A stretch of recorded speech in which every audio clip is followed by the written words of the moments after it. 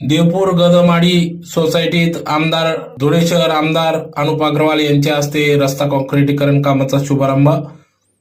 गेल्या अनेक वर्षापासून या ठिकाणी या परिसरात देवपूर परिसरातील न्हावी कॉलनी लगत असलेल्या गदमाडी गुरुजी सोसायटी कॉलनीत रस्ता नसल्याने या ठिकाणी नागरिकांना ये जा करण्यास नाहक त्रास सहन करावा लागत होता। सदर बाब लक्षात घेऊन या ठिकाणी अमोल मोरे, कैलास कासार आदी सर्व पदाधिकाऱ्यांनी या ठिकाणी पाठपुरावा केला। सदर आमदार अनुप अग्रवाल यांनी सदर बाब लक्षात घेऊन या ठिकाणी हा रस्ता काँक्रिटीकरण कामाचा शुभारंभ आज करण्यात आला। या प्रसंगी या ठिकाणी धुळे शहर आमदार अनुप अग्रवाल, अमोल मोरे, कैलास कासार, देवपूर मंडल अध्यक्ष प्रथमेश गांधी, अमोल सूर्यवंशी, विलास शिंदे, डॉक्टर सुशील कुमार महाजन आदी सर्व पदाधिकाऱ्यांच्या उपस्थितीत सदर हा कार्यक्रम पार पडला।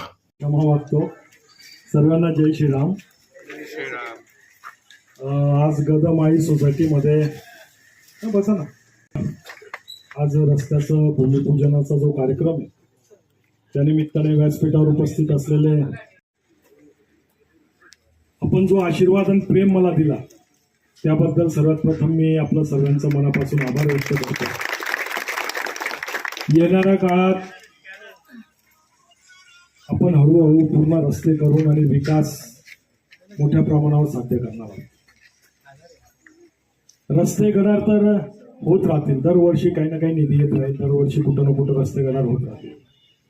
परंतु या माझ्या तरुणांच्या हातांना काम मिळण्यासाठी आपण MIDCच्या मागे लागलेलो आणि लवकरच या शहराला 2000 एकर जागा जी रावेरपर्यंतची जागा आहे ती जागा आपण घेतोय आणि त्या ठिकाणी मोठे उद्योग आपण म्हणतोय।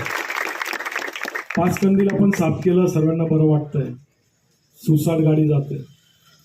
पण आज अजून एक विनंती करेल, GTP स्टॉपवर जे रोडावर लोक बसतात त्यांच्याकडनं भाजीपाला घ्यायचा, त्यांच्या पोटावर पाय नाही मारायचंय, परंतु त्यांना आपण नवरंग पाण्याची टाकीची जागा दिलेली, तिथं त्यांनी बसावं आणि तिथून तुम्ही सर्वांनी भाजीपाला घ्या। तुम्ही सुद्धा रस्त्यावरनं घेऊ नका का?